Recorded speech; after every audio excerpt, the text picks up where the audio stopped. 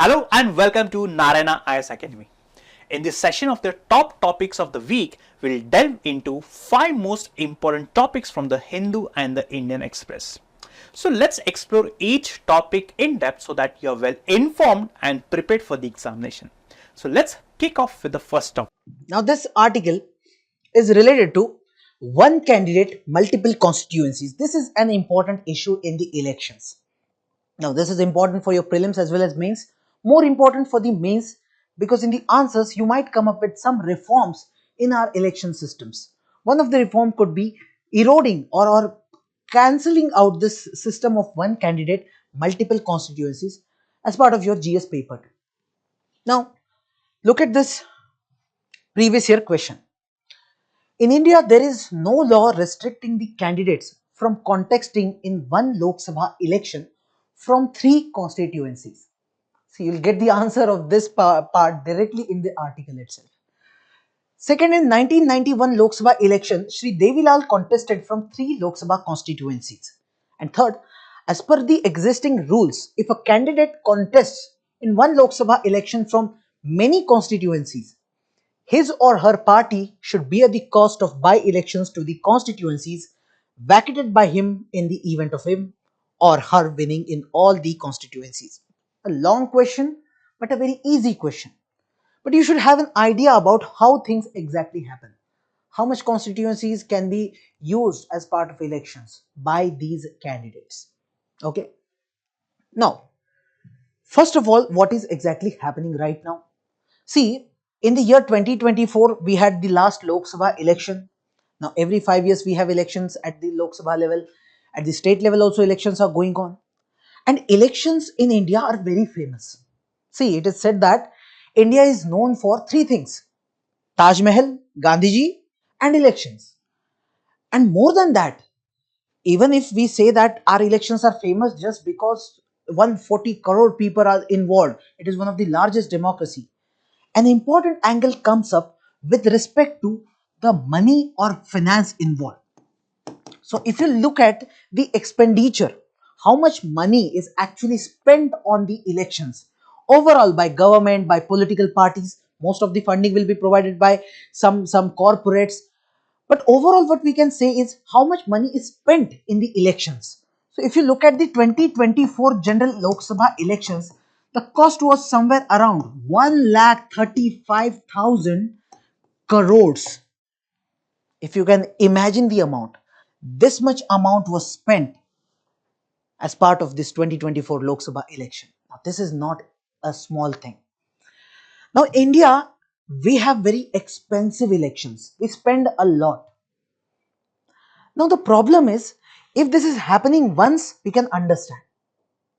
But if it is happening multiple times, that means election for Lok Sabha is taking place in the year 2024, let's say in the month of June, just for example. In June month, the election is taking place, we spent so much money.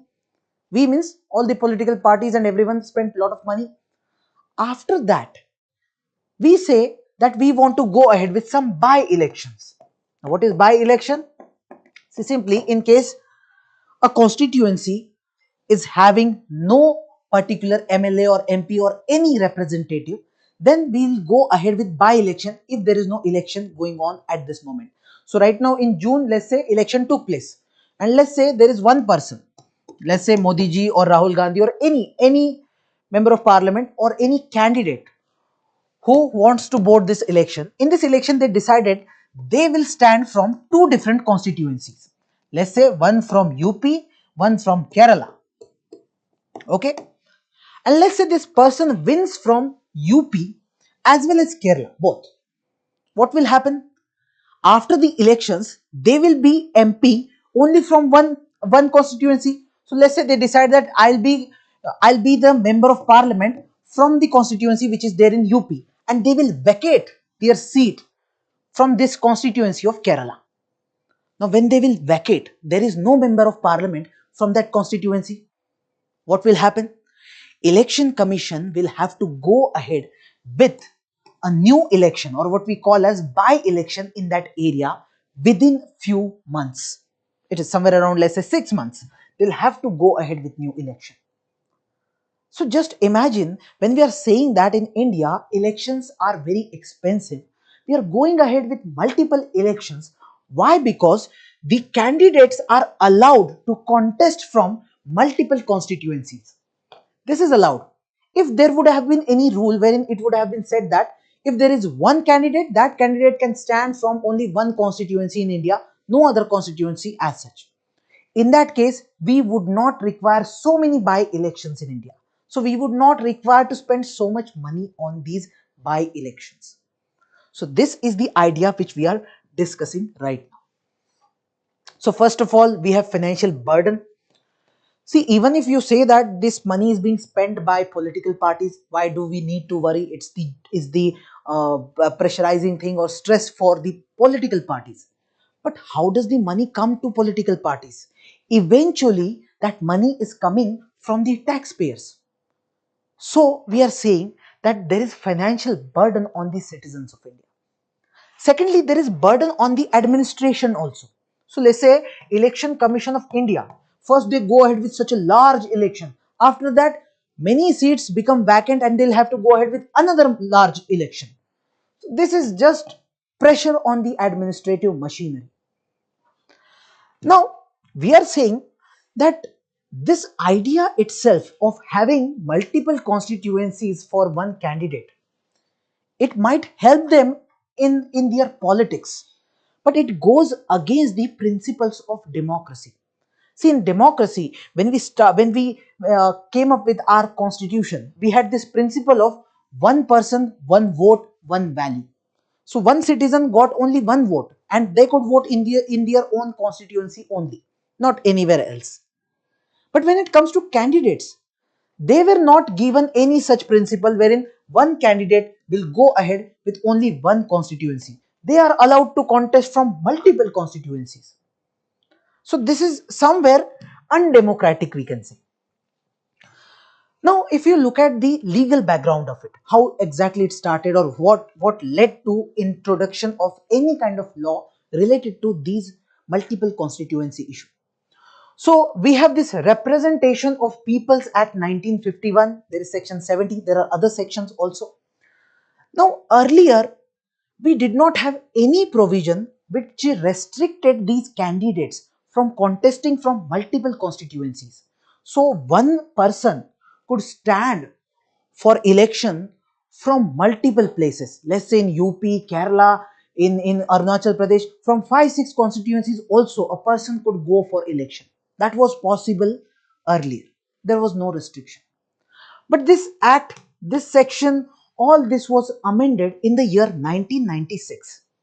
So in this year, government said, or the amendment said, that at maximum you can go ahead with two constituencies. So if someone is boarding election, they can go ahead with maximum two constituencies. They can't go for election, they can't nominate themselves for election in any third or fourth or fifth constituency as such. So the restriction of two came into picture. Now, when they brought this amendment, the idea was that through this amendment we will ensure that this financial burden which is coming to taxpayers or this administrative pressure which is building on the Election Commission of India, we can reduce that. That was thought, but in reality that never happened. In reality, the same phenomena actually continued. That people still continue going ahead with multiple constituencies. Now they have two options, they go ahead with two options and they vacate one seat after they are elected. So that means we are saying this issue is not yet solved. This amendment is not yet that much fruitful. So Election Commission of India many a times talks about it. Now we might say, some people might say that Election Commission of India should take some action against it, but they can't do that. They do not have the authority to do that, because for this restriction, if you want that there should be complete restriction on going for multiple constituencies, you need some amendment to be made in this act, and that can be done by Parliament. That can't be done by Election Commission. Okay, so this is the background for now. Now, if you compare yourself or India with any other country in this term, so first of all, we'll compare ourselves with our enemy brotherhood, that is Pakistan. So in Pakistan, there is no restriction. One leader can stand from 5 different constituencies. There is no restriction. If you look at Bangladesh, they have brought a law and they have restricted it to 5 constituencies at max, not more than that. But if you look at the major democracies of the world, if you look at USA, UK, or any European country, what they are doing, most of these countries have put some ban or a restriction on this practice of going ahead with multiple constituencies. They are saying, what about the accountability of these leaders? When you stand from 2 different constituencies and you just leave one after getting elected, what about your accountability towards the people? So that's why they are saying it is undemocratic. So they are removing such practice. So India can learn from this example. And if you look at the reports from Election Commission of India, report by the Law Commission, they also suggested that we should ban this practice. So we need to update this section 33(7) of Representation of People's Act. Sometimes even Election Commission of India says that if in case we are not amending this, we are allowing this multiple constituencies, in that case what should be done is, in case a leader is elected from 2 different constituencies and now because he will vacate one, there will be by election. So whatever cost is required for that by election, that cost should be taken care of by this leader itself. He should pay for that election, not the government or not the taxpayers, not the political parties, but that leader, because he or she vacated this seat. This is one of the reforms which is proposed by Election Commission. Then one of the reform is you can delay the by elections. So right now what we do is within 6 months we try to get it done. If you delay that process, then there is a chance that you will get more time. Voters will also get more time to decide on what to do. The leaders will also get time. So somehow all these reforms are giving suggestion that the present system is not good. We need reforms. This is about La Nina. Very important. You just need to know what is El Nino, what is La Nina, and overall the term is called as ENSO. And recently scientists have said that there is some relation of La Nina with the air quality that we have in India. So you just need to have a basic idea about this as atmospheric phenomena. Now, look at this previous year question asked related to La Nina. La Nina is suspected to have caused recent floods in Australia. How is La Nina different from El Nino? La Nina is characterized by unusual cold ocean temperature in the equatorial Indian Ocean, whereas El Nino is characterized by unusually warm ocean temperature in the equatorial Pacific Ocean. El Nino has adverse effect on the southwest monsoon of India, but La Nina has no effect on the monsoon climate. Now this means simply, first of all, you just need to know what are these phenomena and what kind of impact they may have on Indian monsoon. If you know this, then you can answer this question, right? Now, we have already discussed what is the context. There's a discussion that air quality has some relation with La Nina. Let's understand how this mechanism takes place. Look at this world map. In this world map, I have brought Pacific Ocean in the center. Now, this Pacific Ocean, this is the eastern part of Pacific and this is the western part of Pacific. Now, in the normal times, what is the phenomena that takes place in the normal times? In normal times, you will see that this area of Southern America, this particular region, usually this region has low temperature, and if I have to be more clear, there will be high pressure. You anyway read about pressure and temperature mechanisms in geography as your basics. Now I am telling you the advanced thing, that normally in this region you observe high pressure, and in this region, this is the Eastern Pacific, this is Western Pacific. So in this Western Pacific region, here usually we say low pressure. Okay, high pressure, low pressure, and geography tells us that the winds will move from high pressure to the low pressure. You will see some rainfall in this low pressure region. So here you observe rainfall and here you do not see much rainfall as such. There will be cold conditions over here.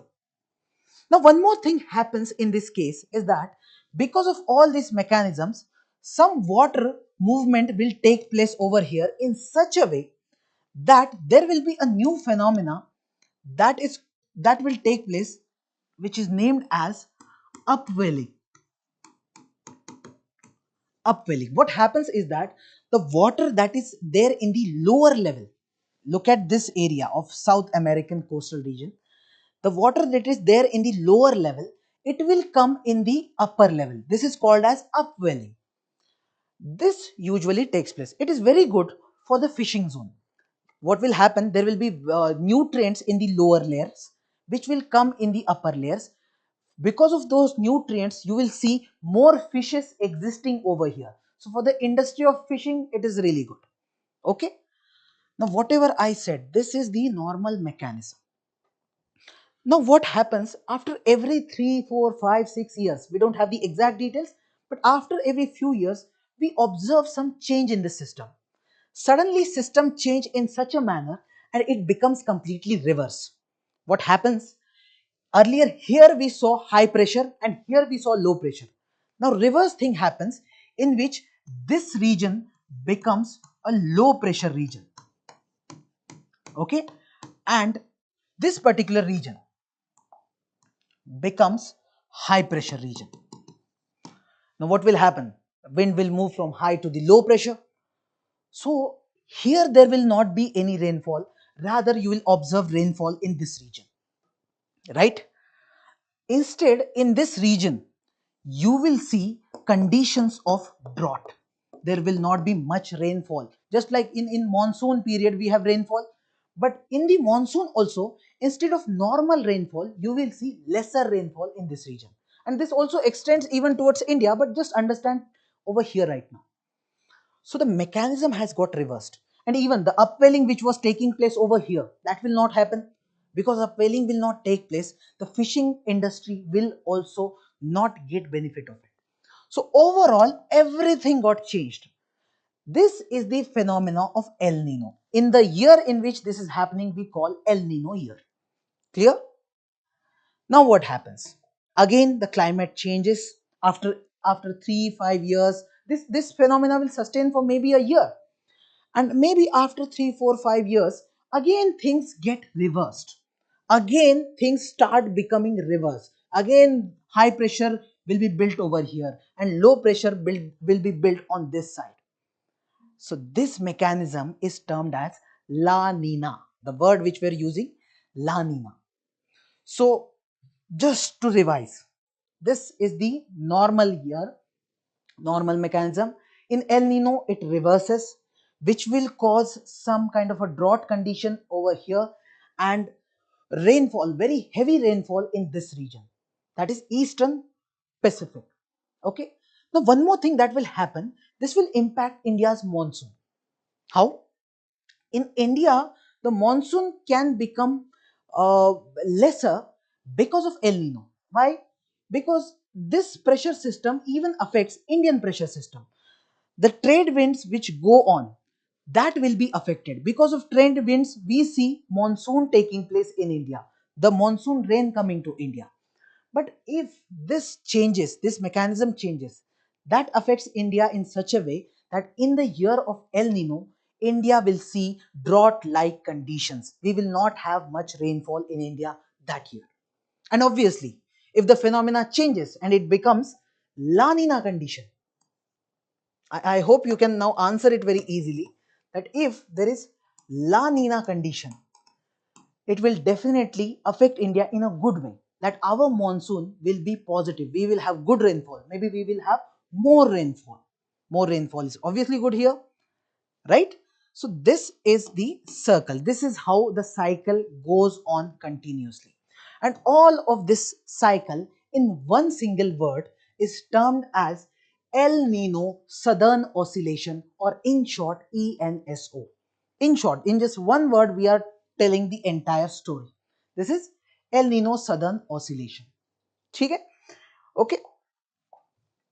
Now, This is just a factual information. Whatever I have said, the same thing has been mentioned. That the period for El Nino would be somewhere around after 3 to 5 years. This will occur, last for 9 months, 12 months, maybe even for more. There is no exact clarity available over here. Similarly, for the La Nina, there will be impact on this side, on that side, both. And there will be impact on Indian monsoon. So this data clearly shows in the year of El Nino, there will be 70% reduction of the rainfall in the Indian monsoon. Very interesting, because the winds which flow, they will be disturbed. There will be some changes in those winds. Clear? Very easy, bit technical but easy. So any doubt, let me check. No doubts, very good. Now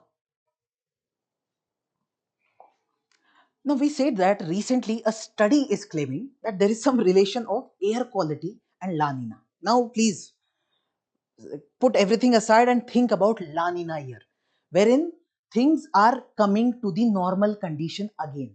That means in La Nina we said Indian monsoon will be better. We will have more rainfall in the year of La Nina. So this study is saying that this La Nina has a positive impact when it comes to air pollution also. What you observe when it comes to air pollution, especially in Delhi and especially in the winter season, there is very high air pollution. And what happens is that if there is a rainfall, suddenly if there is a rainfall even for few hours, you will see that the pollution level will come to a lower level. Why? Because there are pollutants in the atmosphere, you can say. Because of rainfall, those pollutants will be dispersed for some time, at least for some time.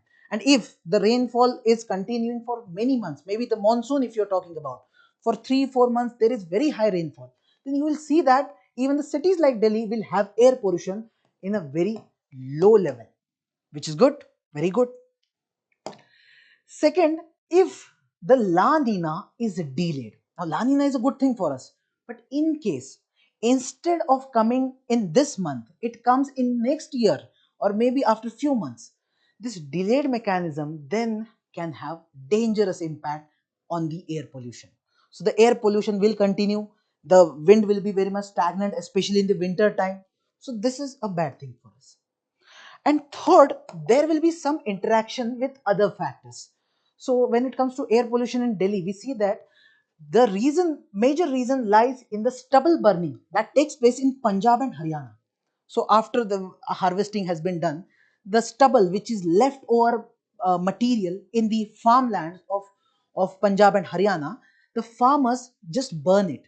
And after burning it, whatever pollution is coming up, that goes to Delhi.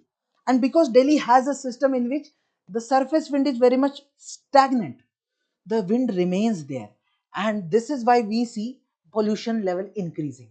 Now we are seeing that if there is La Nina which is either delaying, or there is some delay, a longer delay, and now it is added in this stubble burning, this is also being taken place. There are some local level emissions in Delhi. There are many polluting vehicles, they are also polluting. Monsoon pattern has got changed. So everything, when all of these things combined happen, that impacts air pollution, that increases air pollution. This is what the study is trying to say. So this is just a conceptual analysis or conceptual understanding you should have about La Nina and air quality. Clear? So we have covered all of the 3 articles in detail. Scientists develop Kisan Kavach to help farmers. So see, what is the context? The scientists have developed Kisan Kavach. What exactly is Kisan Kavach? Now you know that the farmers, right, they use pesticides. Why? To spray pesticides on the crops, right? Now the pesticides are, you know, harmful. Why? Because of the poisonous chemical. Now given that the farmers are these days prone to use more and more pesticides. Why? Because the insects have become pesticides resistant. They are resisting the pesticides. That's the reason, in order to save the crops from insects, the farmers are using more and more pesticides, which means they are getting exposed to the harmful pesticides. So close to 300 million farmers every year are affected because of exposing or getting exposed to pesticides. And that's the reason the scientists of our country have developed a suit, a dress which can resist the harmful effects of pesticide. So it's nothing but it's a suit. It's a suit. The farmers have to wear this particular suit, like, you know, you must have seen the suit the doctors were wearing, the protection suit the doctors were wearing during the pandemic, during the COVID. So similar such suit the scientists have developed for the farmers, which means whenever the farmers are, spraying the pesticides, they can use this suit, right?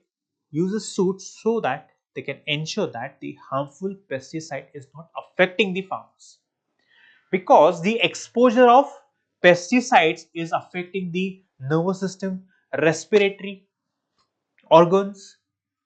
It is affecting the circulation of blood, and it is also leading to death.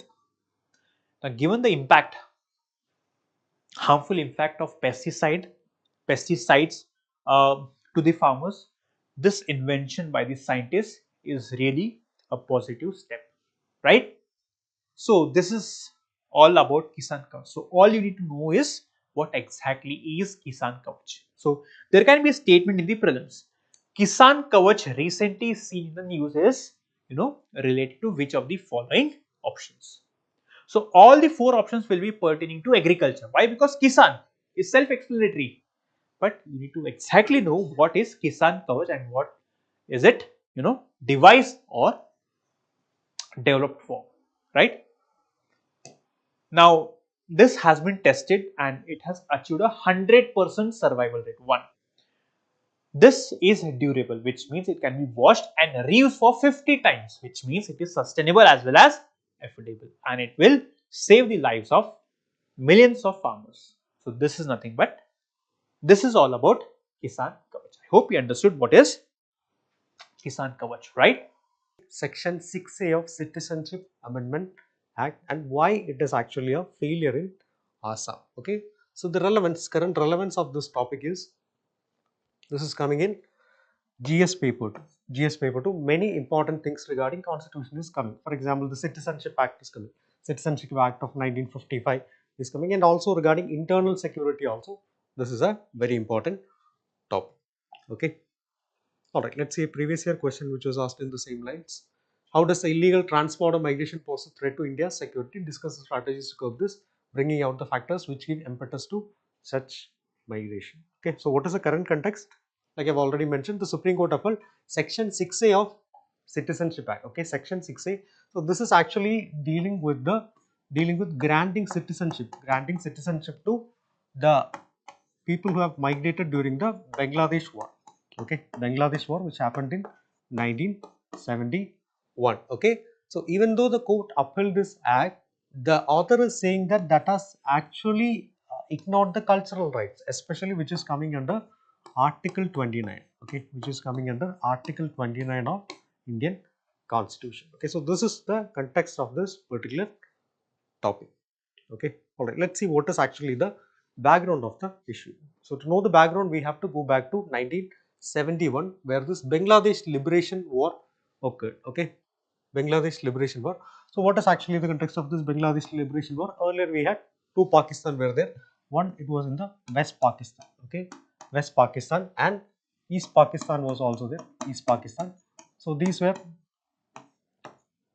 here you can see, here India was there, and here West Pakistan and East Pakistan. So even though these two Pakistans were part of the single country, they were culturally as well as geographically apart, and it was divided by India. Okay, so basically there was resentment between this East Pakistan because resources were not allocated. Even the imposition of language, here Urdu was a major language, here Bengali was a major language. So here they imposed Urdu. So all these things triggered the resentment of these people, and finally they started presenting against the oppressive regime, and slowly India also joined this war, okay, and supporting the Bangladeshi cause. So that led to the creation of a new country, that is Bangladesh in 1971, okay, 1971.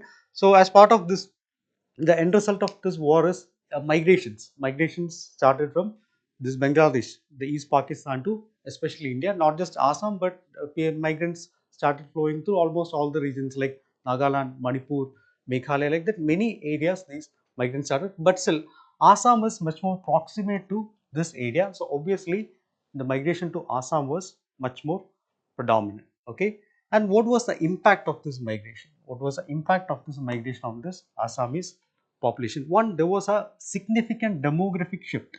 There was a significant demographic shift in this Assamese cultural identity, especially if you are taking this data from 1951 to 2011. 1951 to 2011, you can see that the Assamese speakers, they have declined from 63.3 to 48.3. Okay, so this is actually the data. So the Assamese speakers, they decline.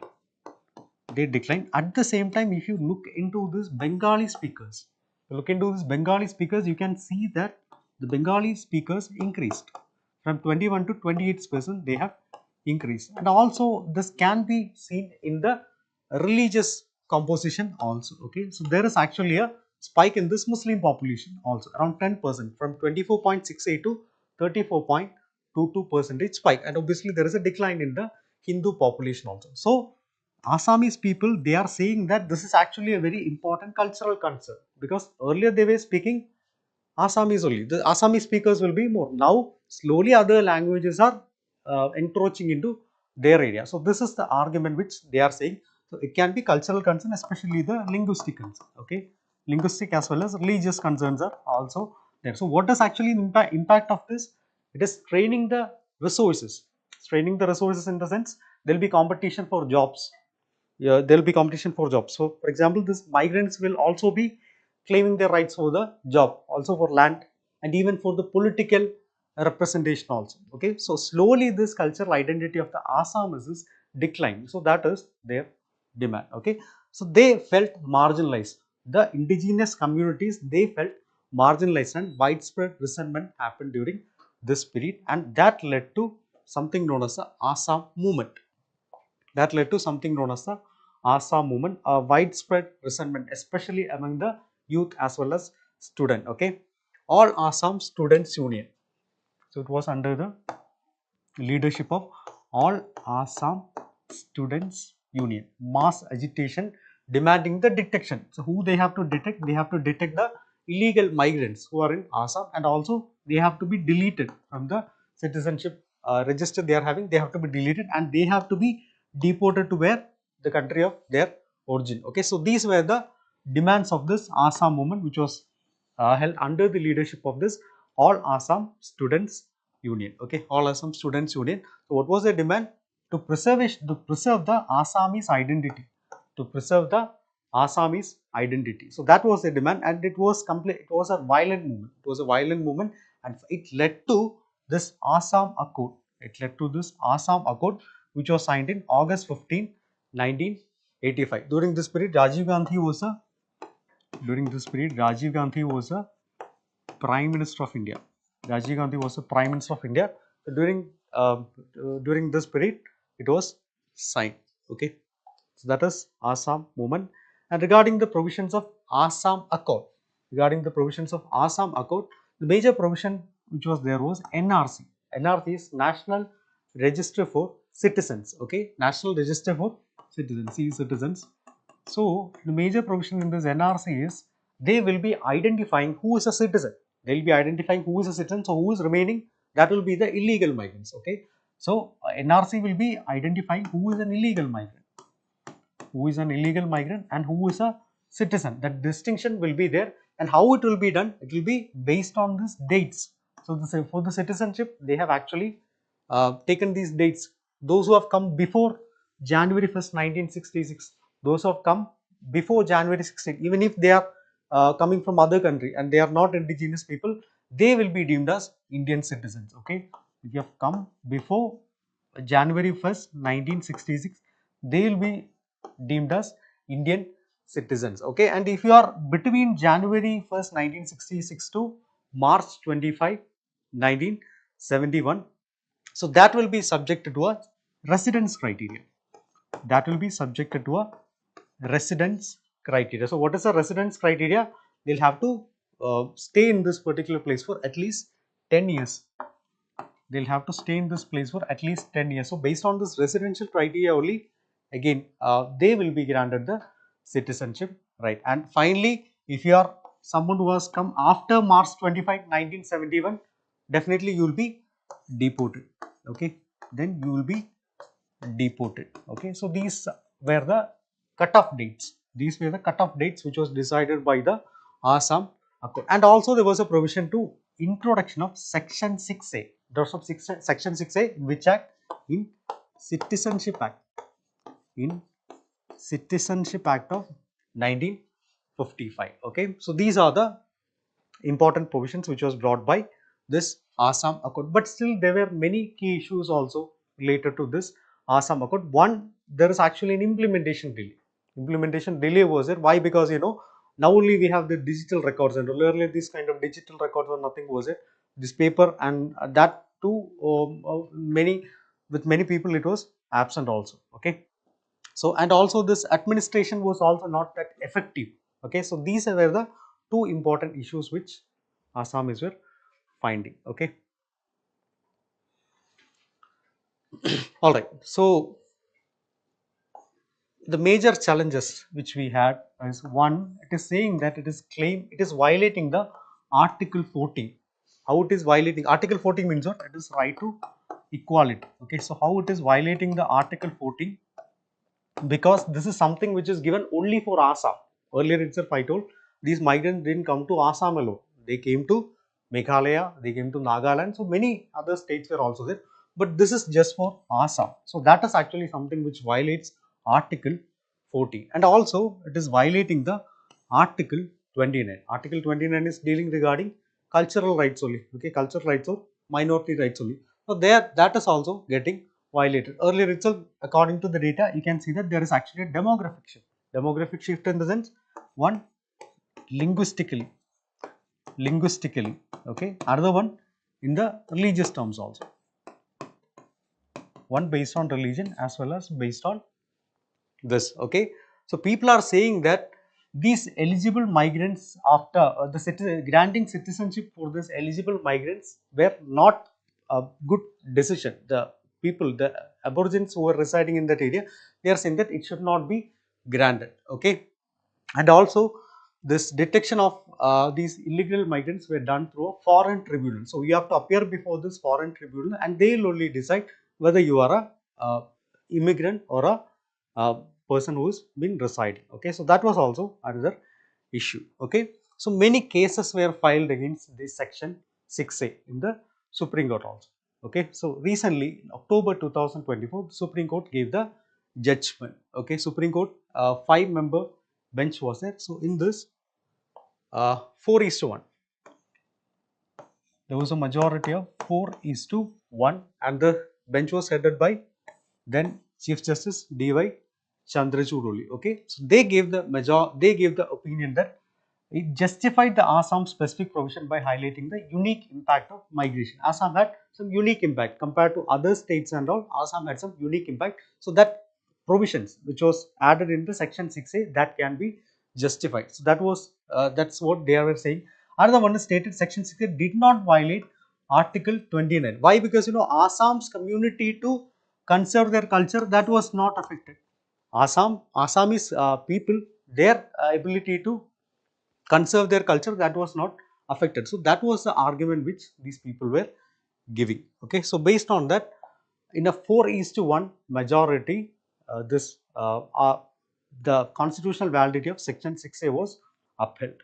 Okay, all right, but still one judge, Pardiwala, Justice J.B. Pardiwala, he actually gave a dissenting opinion. Okay, only one dissenting opinion in the bench. So what was his dissenting opinion? We have already discussed that dissenting opinion. One is, it already violated the Article 29. It already violated Article 29, in which always, one in the cultural way, another one in the linguistic way as well as religious way, it has actually violated. And also the cutoff date will be there, right? Cutoff date I have already mentioned, cutoff date, and based on that cutoff date, we can actually either accept that person, or maybe we can give a cooling period, like 10 years grace period will be there, or maybe we should deported. Okay, so that was also too much, you know, right? The Assam Accord came in 1985. This is 2024. So this much time period is not needed for that. So this was actually the argument which was given by Justice Pardiwala in his dissenting opinion. Okay, all right. So now in this particular article, they are also citing the same reasons which were quoted by this Justice J.B. Pardiwala. Okay, so in this article, they are saying that the judges who gave the majority opinion, they overlooked the key constitutional concerns, especially Article 29, that is cultural preservation requires a stable demographic base. Okay, there was not a stable demographic base there. For example, the population, it was not stable. Slowly the population of Muslims were increasing, and also the Assami people, the population who were speaking Assamese, that declined slowly, and also the Bengali population, that slowly increased. So we cannot say that there was a stable demographic base. Okay, so this Article 29 was clearly violated. So that is what the people who have written this article were also talking. Another one is Article 14, the concerns regarding Article 14. For example, this is something which is given only for Assam. Other states are also having the same issue. There also these people are there. So obviously that is violating the right to equality. That is violating the right to equality. Another one, again same thing only, overlook the acculturation process. Acculturation process means what? The migrant cultures will be influencing the local culture. Okay, migrant culture will be influencing the local culture. Slowly these people will also, the aborigines will also shifting towards that trend, whether it be language, whether it be religion, that trend. Okay, so that was also overlooked. Okay, and also they are saying that it lacks a sunset clause. Sunset clause means it, the accord came in 1985. We didn't know that when it will end. Okay, so there should be an expiry date for that particular thing. That expiry date is also not there. Okay, so that's what they are saying, and also it is violating this doctrine of manifest arbitrariness. For example, if a law is seem to be unjust, or maybe over a period of time, people are feeling that these things are not relevant to this particular time, then we can say that this is manifesting arbitrariness. So that is also there. So that is also another important thing that is being done. And also the flawed implementation mechanism. Even the foreign tribunals are there, so they are also overwhelmed with cases. No digitization, no proper digitization is there, no proper way to verify these records are also there. So these are also creating issues. Okay, so this is another important critique of this judgment. Okay, so what can we do? What can we do for that? One, the policy has to be reviewed, and obviously a sunset clause has to be, when is this expiry date of this section 6A, that has to be added. Okay, so that should be done. Another one, strengthen the identification. How we can strengthen? As of now we are having the foreigners tribunal, is it, but that has to be modernized. For example, it has to be digitized, and also the process has to be little more speeded up. Okay, so then we will be able to identify it better. Okay, so that's what they are saying. And also obviously we have to use some soft skills like cultural integration should be there. For that we have to launch programs under Article 29, and obviously like any law we have to review it.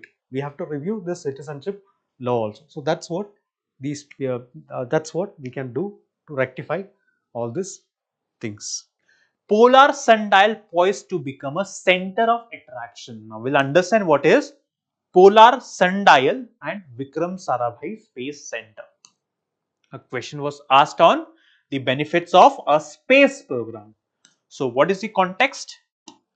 Now an unusual sundial. We'll understand what is sundial. An unusual sundial was displaced at the Vikram Sarabhai Space Center. This sundial was displayed at Vikram Sarabhai Center. What is sundial? See, sundial is nothing but, right? It tracks the movement of the sun and determines the time. It tracks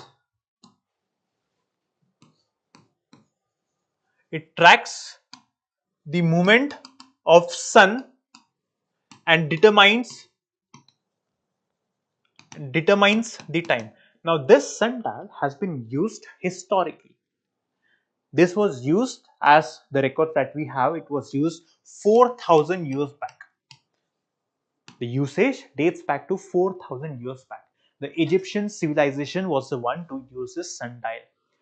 Now for the sundial to operate, it needs sunlight, which means the sunlight has to be bright. Let's say if it's cloudy or during the night time, the sunlight does not work, which means the sundial is dependent on the sunlight. This is referred to as sundial.